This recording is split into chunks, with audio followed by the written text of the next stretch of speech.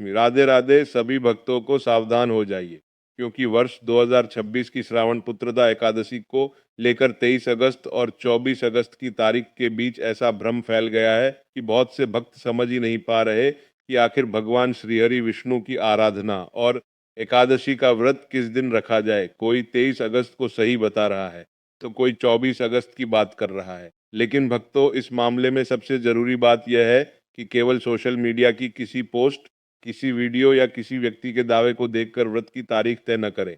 पंचांग की गणना, स्थानीय सूर्योदय और आपकी परंपरा, इन तीनों को समझना बहुत जरूरी है। और आज की इस कथा में हम इसी भ्रम को बहुत सरल भाषा में समझेंगे, क्योंकि 2026 की श्रावण पुत्रदा एकादशी के लिए उपलब्ध पंचांग गणनाओं में एकादशी तिथि 23 अगस्त की रात लगभग 2 बजे शुरू होकर 24 अगस्त की लगभग 4:18 तक बताई गई है। कई पंचांगों में सामान्य स्मार्त परंपरा के अनुसार व्रत 23 अगस्त रविवार को रखा गया है, जबकि वैष्णव परंपरा में 24 अगस्त सोमवार को भी एकादशी का पालन बताया गया है। इसलिए यह कहना कि पूरे भारत में हर व्यक्ति के लिए केवल एक ही तारीख अंतिम है, सही नहीं होगा। यही कारण है कि आज हम इस विषय को डर या अफवाह के आधार पर नहीं, बल्कि पंचांग के नियम और धार्मिक परंपरा के आधार पर समझेंगे। भक्तों, एकादशी भगवान श्रीहरि विष्णु को समर्पित पवित्र तिथि मानी जाती है। साल में आने वाली अनेक एकादशियों में श्रावण शुक्ल पक्ष की पुत्रदा एकादशी को भी विशेष महत्व दिया जाता है। धार्मिक मान्यता है कि इस व्रत को श्रद्धा से करने से भगवान विष्णु की कृपा प्राप्त होती है और संतान के सुख, स्वास्थ्य, उन्नति तथा परिवार के मंगल की कामना की जाती है। लेकिन यहाँ एक बहुत बड़ी बात समझना जरूरी है। एकादशी का व्रत केवल भूखे रहने का नाम नहीं है। यह मन को संयमित करने का व्रत है। यह अपनी इंद्रियों पर नियंत्रण रखने का व्रत है। यह भगवान के चरणों में अपनी इच्छाओं को समर्पित करने का व्रत है। और सबसे बढ़कर यह श्रद्धा और सदाचार का व्रत है। इसीलिए अगर कोई व्यक्ति पूरे दिन भोजन छोड़ दे, लेकिन मन में क्रोध, ईर्ष्या, छल, निंदा और अहंकार भरा रहे, तो व्रत का आध्यात्मिक उद्देश्य अधूरा रह जाता है। अब सवाल आता है कि आखिर 23 अगस्त और 24 अगस्त को लेकर इतना भ्रम क्यों है। इसका कारण एकादशी तिथि का 2 तारीखों के बीच होना है। पंचांग के अनुसार इस बार एकादशी तिथि 23 अगस्त की रात शुरू होती है और 24 अगस्त की सुबह समाप्त होती है। लेकिन केवल तिथि के शुरू और समाप्त होने का समय देखकर व्रत की तारीख तय नहीं की जाती। एकादशी व्रत की तिथि निर्धारित करने के लिए सूर्योदय और अलग अलग धार्मिक परंपराओं के नियम भी देखे जाते हैं। यही वजह है कि एक पंचांग में 23 अगस्त को श्रावण पुत्रदा एकादशी दिखाई दे सकती है और वैष्णव परंपरा में 24 अगस्त को अलग से एकादशी दिखाई जा सकती है। अब जरा इस बात को ध्यान से समझिए। यदि आप 23 अगस्त को व्रत रखते हैं, तो आपके लिए सबसे महत्वपूर्ण होगा कि आपके क्षेत्र के पंचांग में उस दिन का एकादशी व्रत और उसके अगले दिन का पारण कैसे दिया गया है। और यदि आप वैष्णव परंपरा का पालन करते हैं, तो अपने संप्रदाय के पंचांग या मंदिर द्वारा बताए गए नियम को प्राथमिकता देना चाहिए। इसलिए भक्तों, इस विषय में किसी को डराने की जरूरत नहीं है। अगर किसी भक्त से तारीख को लेकर भ्रम हो गया है, तो उसे यह नहीं समझना चाहिए कि उसकी पूरी भक्ति नष्ट हो गई या भगवान उससे नाराज हो गए। स्वयं पंचांग संबंधी मार्गदर्शिकाएं भी बताती हैं कि व्रत और पूजा श्रद्धा का विषय है और अनजाने में हुई भूल पर भयभीत होने के बजाय भगवान से क्षमा मांगकर श्रद्धा बनाए रखनी चाहिए। लेकिन हाँ, लापरवाही नहीं करनी चाहिए, क्योंकि जब हमारे पास सही पंचांग उपलब्ध है तो उसे देखकर व्रत करना ही सबसे अच्छी बात है। अब कल्पना कीजिए एक भक्त की, जो कई दिनों से इस एकादशी की तैयारी कर रहा है। उसके मन में संतान के लिए चिंता है। वह चाहता है कि उसके घर में सुख शांति बनी रहे। वह चाहता है कि उसके बच्चे स्वस्थ रहें। वह चाहता है कि भगवान श्रीहरि उसके परिवार पर अपनी कृपा बनाए रखें। वह सुबह उठकर स्नान करता है, मंदिर साफ करता है, भगवान विष्णु की तस्वीर के सामने दीपक जलाता है और मन ही मन कहता है, हे प्रभु, मेरे पास आपको देने के लिए कुछ नहीं है। मैं केवल अपनी श्रद्धा लेकर आपके चरणों में आया हूँ। मेरे परिवार की रक्षा कीजिए और मेरे बच्चों को सद्बुद्धि दीजिए। भक्तों, यही पुत्रदा एकादशी की भावना है। यह केवल संतान प्राप्ति की इच्छा तक सीमित नहीं है, यह अपने परिवार के मंगल की प्रार्थना भी है। धार्मिक कथा परंपरा में राजा महिजीत की कथा इसी भाव को सामने रखती है। राजा के पास धन था, राज्य था, सम्मान था, प्रजा का प्रेम था, लेकिन उनके जीवन में संतान का अभाव एक बड़ा दुख बन गया था। उन्होंने बहुत से उपाय किए, लेकिन समस्या का समाधान नहीं हुआ। फिर एक समय ऋषियों ने उन्हें भगवान विष्णु की आराधना और पुत्रदा एकादशी के व्रत का मार्ग बताया। राजा ने श्रद्धा से व्रत किया और भगवान की पूजा की। कथा के अनुसार उन्हें संतान का सुख प्राप्त हुआ। इसी कथा के कारण पुत्रदा संतान की मंगल कामना से जोड़कर देखा जाता है। लेकिन इस कथा का सबसे बड़ा संदेश केवल पुत्र प्राप्ति नहीं है। इसका संदेश है कि जब मनुष्य अपने अहंकार को छोड़कर श्रद्धा, संयम, दान और भगवान के स्मरण का मार्ग अपनाता है तो उसके जीवन में सकारात्मक परिवर्तन की शुरुआत होती है। अब आगे की बात और भी महत्वपूर्ण है। अगर आप इस एकादशी का व्रत करने वाले हैं तो तैयारी एक दिन पहले से कैसे करनी है। दशमी के दिन भोजन और व्यवहार में क्या सावधानी रखनी है। एकादशी की सुबह भगवान विष्णु की पूजा किस प्रकार करनी है। तुलसी का क्या महत्व है। व्रत में फलाहार और निर्जला के बीच क्या अंतर है। और सबसे जरूरी 23 अगस्त को व्रत रखने वाले भक्त 24 अगस्त को पारण किस प्रकार करें, क्योंकि उपलब्ध पंचांग गणना में 24 अगस्त को द्वादशी और पारण का दिन बताया गया है, जबकि कुछ वैष्णव गणनाओं में 24 अगस्त को ही वैष्णव एकादशी और अगले दिन पारण बताया गया है। इसलिए हम इसी रहस्य को विस्तार से समझेंगे और जानेंगे कि दशमी की शाम से लेकर एकादशी की पूजा तक कौन कौन से नियम आपकी भक्ति को और अधिक व्यवस्थित बना सकते हैं। और भक्तों, एक बात याद रखिए, व्रत भगवान को डराने या भगवान से सौदा करने का साधन नहीं है। व्रत भगवान के प्रति प्रेम, आत्मसंयम और श्रद्धा का मार्ग है। अगर आप भी भगवान श्री विष्णु में विश्वास रखते हैं तो मन से बोलिए ओम नमो भगवते वासुदेवाय। राधे राधे। भक्तों, 2026 की श्रावण पुत्रदा एकादशी को लेकर 23 और 24 अगस्त की तारीख में भ्रम क्यों दिखाई दे रहा है। अब आगे बढ़ते हैं उस तैयारी की ओर जो एकादशी के व्रत को केवल एक दिन का उपवास नहीं बल्कि भगवान श्रीहरि की भक्ति और आत्मसंयम का पर्व बनाती है। क्योंकि भक्तों, एकादशी की तैयारी केवल उस दिन सुबह उठकर पूजा करने से शुरू नहीं होती। इसकी शुरुआत एक दिन पहले यानी दशमी से ही मानी जाती है। यदि आप 23 अगस्त को अपने पंचांग के अनुसार एकादशी व्रत रखने वाले हैं तो 24 अगस्त से ही अपने आहार और व्यवहार में संयम रखना शुरू कर दें। दशमी के दिन कोशिश करें कि भोजन सात्विक और हल्का हो। कई धार्मिक परंपराओं में एकादशी से पहले चावल, मसूर जैसी कुछ वस्तुओं से परहेज करने की परंपरा बताई गई है। अपने परिवार और संप्रदाय में चली आ रही परंपरा के अनुसार इसका पालन करें, लेकिन केवल भोजन का नियम ही पर्याप्त नहीं है।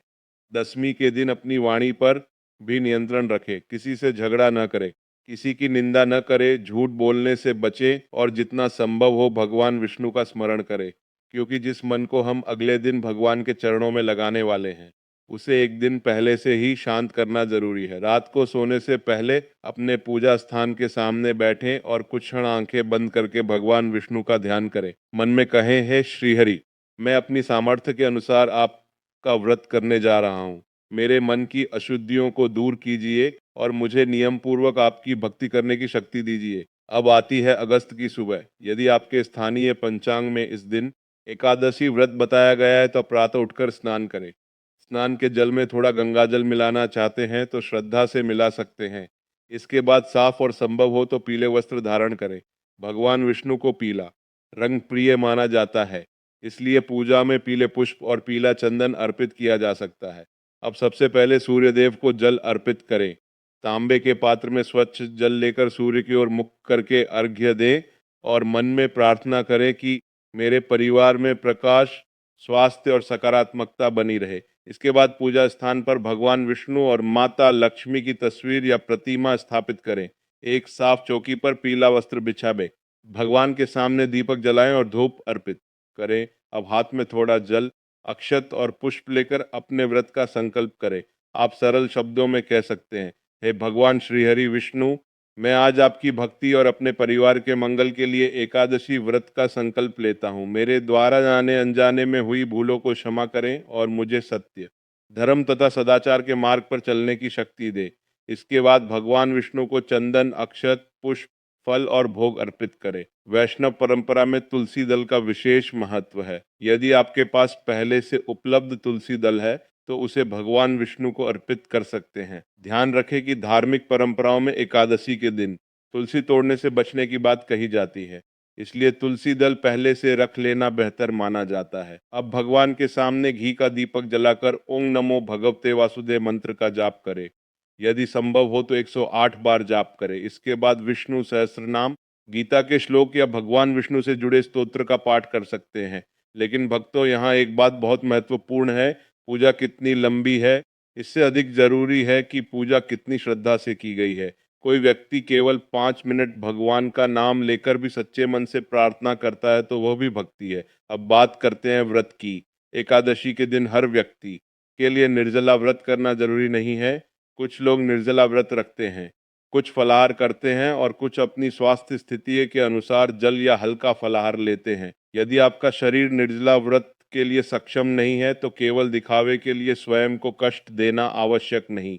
विशेष रूप से बुजुर्ग, गर्भवती महिलाएं, बच्चे या किसी बीमारी से पीड़ित व्यक्ति कठोर उपवास करने से पहले चिकित्सकीय सलाह ले। भगवान भावना देखते हैं, केवल शरीर को कष्ट देना ही भक्ति नहीं है। दिन भर कोशिश करें कि आपका मन भगवान के नाम में लगा रहे। टीवी, मोबाइल और बेकार की बहस से दूरी रखें। किसी जरूरतमंद की सहायता करें। किसी भूखे व्यक्ति को भोजन कराने का अवसर मिले तो अपनी क्षमता के अनुसार सेवा करें, क्योंकि एकादशी का सबसे सुंदर रूप केवल अपने लिए उपवास करना नहीं बल्कि दूसरों के लिए करुणा रखना भी है। शाम के समय फिर भगवान विष्णु की पूजा करें, दीपक जलाएं और पुत्रदा एकादशी की कथा का श्रवण करें।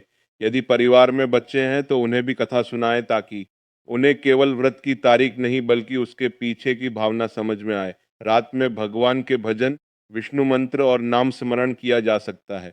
कुछ परंपराओं में एकादशी की रात जागरण को विशेष महत्व दिया जाता है, लेकिन यदि स्वास्थ्य इसकी अनुमति न दे तो पर्याप्त विश्राम लेना भी जरूरी है। भक्तों, अब तक आपने जाना कि दशमी से लेकर एकादशी की रात तक क्या करना चाहिए, लेकिन असली परीक्षा अभी बाकी है, क्योंकि व्रत रखना जितना महत्वपूर्ण है उतना ही महत्वपूर्ण है उसे सही समय पर पूरा करना। यही वह जगह है जहां 23 और 24 अगस्त का पूरा विषय फिर सामने आता है। यदि आपके पंचांग में 23 अगस्त को एकादव्रत बताया गया है तो अगले दिन 24 अगस्त को द्वादशी में दिए गए पारण समय के अनुसार व्रत खोलना होगा। वहीं यदि आप किसी वैष्णव परंपरा का पालन करते हैं जिसमें 24 अगस्त को एकादशी बताई गई है, तो आपका पारण अगले दिन निर्धारित किया जाएगा। इसलिए केवल इंटरनेट पर लिखे किसी एक समय को देखकर पारण न करें। अपने शहर के पंचांग में दिए गए पारण काल को देखें, क्योंकि सूर्योदय और स्थानीय गणना के कारण समय अलग हो सकता है। अब हम इसी पारण के नियम को बहुत सरल तरीके से समझेंगे और जानेंगे कि व्रत खोलते समय कौन सी गलती नहीं करनी चाहिए। साथ ही राजा महिजीत की कथा का वह हिस्सा भी सुनेंगे जहां एक छोटे से कर्म का संबंध उनके जीवन के बड़े दुख से जोड़ा गया है। इसलिए वीडियो को बिल्कुल मिस मत कीजिए। भक्तों, अब जानते हैं इस व्रत के सबसे महत्वपूर्ण नियमों में से एक पारण। यदि आपने अपने स्थानीय पंचांग के अनुसार 23 अगस्त को पुत्रदा एकादशी का व्रत रखा है तो 24 अगस्त को द्वादशी तिथि में बताए गए उचित पारण काल में ही व्रत खोलें। पारण का सही समय स्थान और पंचांग के अनुसार बदल सकता है, इसलिए किसी दूसरे शहर का समय देखकर व्रत न खोलें। सुबह स्नान करके भगवान विष्णु की पूजा करें, दीपक जलाएं और अपनी श्रद्धा के अनुसार दान पुण्य करें। इसके बाद पंचांग में दिए गए पारण समय में जल या सात्विक भोजन ग्रहण करके व्रत पूरा करें। अब सुनिए पुत्रदा एकादशी से जुड़ी राजा महिजीत की कथा। प्राचीन समय में महिष्मती नगरी के राजा महिजीत बहुत धर्मात्मा थे, लेकिन उन्हें संतान का सुख प्राप्त नहीं था। राजा ने अनेक प्रयास किए, फिर ऋषियों ने उन्हें भगवान विष्णु की आराधना और पुत्रदा एकादशी का व्रत करने की सलाह दी। राजा ने श्रद्धा से व्रत किया और भगवान श्रीहरि से संतान के लिए प्रार्थना की। धार्मिक कथा के अनुसार कुछ समय बाद उन्हें पुत्र रत्न की प्राप्ति हुई। इसी कारण पुत्रदा एकादशी को संतान के मंगल और परिवार के कल्याण के लिए विशेष माना जाता है। लेकिन इस कथा का संदेश केवल संतान प्राप्ति नहीं है, ये हमें सिखाती है कि कठिन समय में निराश होने के बजाय भगवान पर विश्वास, अच्छे कर्म और संयम का मार्ग अपनाना चाहिए। इसलिए इस एकादशी पर भगवान विष्णु से अपने परिवार की सुख शांति, संतान के अच्छे स्वास्थ्य और उज्जवल भविष्य की प्रार्थना जरूर करें। अब जानेंगे कि एकादशी के दिन कौन कौन सी चीजें खाने से बचना चाहिए और कौन से छोटे छोटे नियम आपकी पूजा को अधिक सात्विक बना सकते हैं। भक्तों, अब जानते हैं पुत्रदा एकादशी के उन जरूरी नियमों के बारे में जिन्हें व्रत रखने वाले भक्तों को ध्यान में रखना चाहिए। एकादशी के दिन भोजन से ज्यादा अपने मन और व्यवहार पर नियंत्रण रखना जरूरी माना गया है। धार्मिक परंपरा के अनुसार इस दिन चावल, अनाज और कुछ दालों का सेवन नहीं किया जाता। व्रत रखने वाले भक्त अपनी क्षमता के अनुसार फलाहार, दूध या जल ग्रहण कर सकते हैं। निर्जला व्रत केवल वही व्यक्ति करें जो शारीरिक रूप से सक्षम हो। भगवान को प्रसन्न करने के लिए अपने शरीर को कष्ट देना जरूरी नहीं है। इस दिन क्रोध, झूठ, चुगली, निंदा और किसी के प्रति बुरा विचार रखने से बचें। सुबह और शाम भगवान विष्णु के सामने दीपक जलाएं और ओम नमो भगवते वासुदेवाय मंत्र का जाप करें। भगवान विष्णु को पीले फूल, फल और तुलसी दल अर्पित करना शुभ माना जाता है, लेकिन एकादशी के दिन तुलसी दल तोड़ने से बचने की परंपरा है, इसलिए तुलसी पहले से तोड़कर रख लेना उचित माना जाता है। भक्तों, एकादशी केवल भोजन छोड़ने का दिन नहीं है, ये अपने भीतर की बुराइयों को छोड़ने का अवसर भी है। अगर संभव हो तो किसी जरूरतमंद की सहायता करें, गौ सेवा करें या किसी भूखे व्यक्ति को भोजन कराएं। रात में भगवान विष्णु के भजन और नाम स्मरण करें। और सबसे महत्वपूर्ण बात, व्रत की तारीख और पारण को लेकर इंटरनेट के अलग अलग दावों में न उलझे। अपने शहर के प्रमाणित पंचांग के अनुसार ही व्रत और पारण करें। पुत्रदा एकादशी की रात भगवान विष्णु की पूजा में कौन सा विशेष संकल्प लिया जा सकता है और संतान के मंगल के लिए कौन सी सरल प्रार्थना करनी चाहिए। भक्तों, अब आते हैं इस पावन कथा के उस हिस्से पर जहाँ व्रत की भावना सबसे ज्यादा गहरी हो जाती है। पुत्रदा एकादशी के दिन जब भगवान विष्णु की पूजा करें तो अपने मन की बात भगवान के सामने जरूर रखें। यदि आपकी संतान है तो उसके अच्छे स्वास्थ्य, लंबी आयु, अच्छे संस्कार और उज्जवल भविष्य के लिए प्रार्थना करें। और यदि संतान सुख की इच्छा है तो अपनी मनोकामना भगवान श्रीहरि के चरणों में समर्पित करें। पूजा के समय भगवान विष्णु के सामने घी का दीपक जलाएं और शांत मन से ओम नमो भगवते वासुदेवाय मंत्र का जाप करें। इसके बाद दोनों हाथ जोड़कर कहें, हे भगवान विष्णु, मेरे परिवार पर अपनी कृपा बनाए रखिए। मेरी संतान को सद्बुद्धि, अच्छे संस्कार और स्वस्थ जीवन प्रदान कीजिए। हमारे घर से चिंता, कलह और नकारात्मकता दूर कीजिए। भक्तों, याद रखिए कि भगवान से प्रार्थना केवल अपनी इच्छा पूरी करवाने के लिए नहीं, बल्कि अपने भीतर विश्वास और धैर्य जगाने के लिए भी की जाती है। इस दिन किसी जरूरतमंद की सहायता करना, अन्न या वस्त्र का दान करना और भगवान का नाम लेना भी बहुत पुण्यकारी माना जाता है। और रात में यदि संभव हो तो परिवार के साथ भगवान विष्णु के भजन सुने और पुत्रदा एकादशी की कथा का स्मरण करें। मोबाइल और व्यर्थ की बातों से दूरी बनाकर कुछ समय भगवान को दे। अब कहानी अपने अंतिम पड़ाव की ओर बढ़ रही है। अंतिम में हम जानेंगे कि इस पूरे व्रत का सबसे बड़ा संदेश क्या है, पारण के समय किन बातों का ध्यान रखना चाहिए और कौन सी अंतिम प्रार्थना करके आप भगवान श्रीहरि से अपने परिवार के कल्याण की कामना कर सकते हैं। भक्तों, पुत्रदा एकादशी हमें केवल संतान की इच्छा करना नहीं सिखाती, बल्कि भगवान श्रीहरि पर विश्वास, अच्छे कर्म और परिवार के प्रति अपनी जिम्मेदारी निभाने का संदेश देती है। राजा महिजीत की कथा में भी यही भाव दिखाई देता है कि जब मनुष्य श्रद्धा और संयम के साथ भगवान का स्मरण करता है तो उसके भीतर आशा और विश्वास जागता है। यदि आपने अपने स्थानीय पंचांग के अनुसार अगस्त को एकादशी का व्रत रखा है तो 24 अगस्त को द्वादशी के उचित पारण काल में व्रत खोलें। पारण का समय अपने स्थान के पंचांग से ही देखें, क्योंकि अलग अलग शहरों में समय में अंतर हो सकता है। पारण से पहले स्नान करके भगवान विष्णु की पूजा करें, दीपक जलाएं और अपनी श्रद्धा के अनुसार दान पुण्य करें। इसके बाद निर्धारित समय में जल या सात्विक भोजन ग्रहण करके व्रत पूर्ण करें। व्रत के बाद भगवान के सामने हाथ जोड़कर कहें, हे श्रीहरि विष्णु, मेरे परिवार पर अपनी कृपा बनाए रखिए। मेरी संतान को अच्छे संस्कार, उत्तम स्वास्थ्य और उज्जवल भविष्य प्रदान कीजिए। जिन भक्तों के जीवन में संतान सुख का अभाव है, उनकी मनोकामना पूर्ण करने की कृपा कीजिए। हमारे घर से दुख, कलह और नकारात्मकता दूर करके प्रेम, शांति और सुख प्रदान कीजिए। भक्तों, सबसे जरूरी बात यह है कि व्रत को भय के कारण नहीं, श्रद्धा के कारण करें। तारीख को लेकर किसी भी भ्रम में अपने स्थानीय और विश्वसनीय पंचांग को प्राथमिकता दें। भगवान भक्त की भावना देखते हैं। अगर आप भी भगवान विष्णु की कृपा चाहते हैं तो कमेंट में श्रद्धा से लिखिए, ओम नमो भगवते वासुदेवाय। भगवान श्री हरि विष्णु और माता लक्ष्मी की कृपा आप और आपके पूरे परिवार पर सदैव बनी रहे। आपकी सभी शुभ मनोकामनाएं पूर्ण हो। राधे राधे।